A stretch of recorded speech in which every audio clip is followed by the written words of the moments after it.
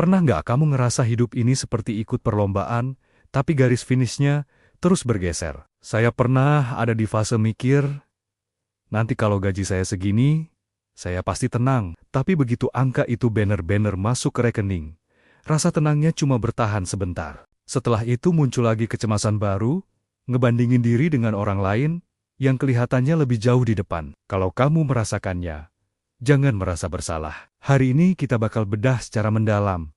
Kenapa otak kita sioliala didesain untuk sulit merasa puas? Dan gimana cara kita bisa tetap tenang di tengah dunia yang terus menyuruh kita untuk lari? Fenomena ini dalam psikologi disebut hedonic treadmill. Istilah ini pertama kali muncul tahun 1971 oleh dua psikolog, Brickman dan Campbell. Intinya, ibarat lari di atas treadmill, kita capek, ngos-ngosan, tapi posisi kita sebenarnya nggak kemana-mana. Ini terjadi karena otak manusia punya kemampuan luar biasa bernama adaptasi hedonik. Otak kita sangat cepat beradaptasi dengan hal menyenangkan demi bertahan hidup. Ada sebuah studi terkenal yang membandingkan tingkat kebahagiaan pemenang lotre dengan orang yang baru saja mengalami kecelakaan parah. Hasilnya mengejutkan. Setelah 1 tahun, tingkat kebahagiaan kedua kelompok ini ternyata kembali ke titik yang hampir sama. Artinya apa? Hari ini sesuatu terasa istimewa, tapi beberapa waktu kemudian berubah jadi hal biasa karena standar bahagia kita naik terus. Akhirnya, kita terus berlari lebih kencang, mencari dosis dopamin yang lebih tinggi, tapi rasa puas itu cuma mampir sebentar, lalu pergi lagi. Kita terjebak dalam siklus ngejar, bukan karena kita kurang, tapi karena kita belum tahu cara berhenti sejenak. Masalah utamanya bukan pada benda atau pencapaian, tapi pada cara kita berpikir. Kita sering pakai pola.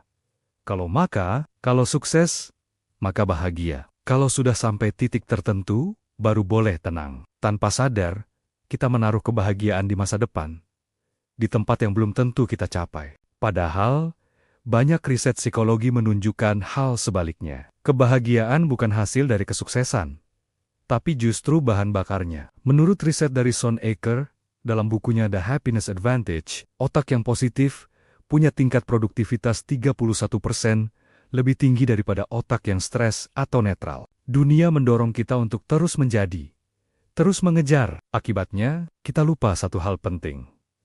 Posisi kita hari ini dulu adalah sesuatu yang pernah kita doakan dengan sangat amat tulus. Kita dapat apa yang kita mau, tapi lupa merasakannya karena sudah sibuk mengejar keinginan berikutnya. Kita kehilangan momen saat ini demi masa depan yang sebenarnya cuma bayangan di kepala kita sendiri. Lalu gimana cara berhenti? Bukan dengan membuang ambisi, karena ambisi itu penting untuk gerak. Tapi kita perlu belajar sesekali turun dari treadmill itu. Salah satunya dengan mindfulness yang sebenarnya simple. Hadir sepenuhnya. Saat makan, ya makan. Rasakan teksturnya, nikmati aromanya, tanpa distraksi HP atau video. Ini cara memberi sinyal ke otak bahwa momen kecil pun layak dihargai, sehingga kita nggak terus menyepelekan hidup yang sedang berjalan.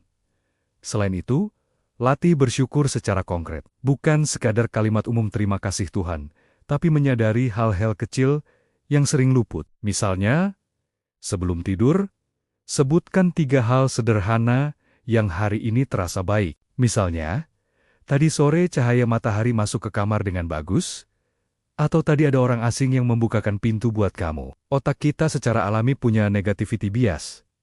Fokus mencari masalah untuk bertahan hidup. Dengan melatih diri melihat hal baik, kita sedang mengubah arah fokus itu secara manual. Kita mulai sadar bahwa bahagia bukan soal mendapat lebih banyak, tapi menyadari apa yang sudah ada. Kalau kamu merasa lelah karena seperti nggak pernah sampai di titik puas, berhentilah sejenak, tarik napas. Dunia mungkin akan terus menyuruh kamu berlari, tapi kamu punya hak untuk turun. Kamu punya hak untuk merasa cukup hari ini, tanpa menunggu pencapaian besok. Kebahagiaan bukan sesuatu yang menunggu di ujung jalan, tapi sesuatu yang bisa kamu bawa sepanjang perjalanan. Sekarang saya mau tanya ke kamu.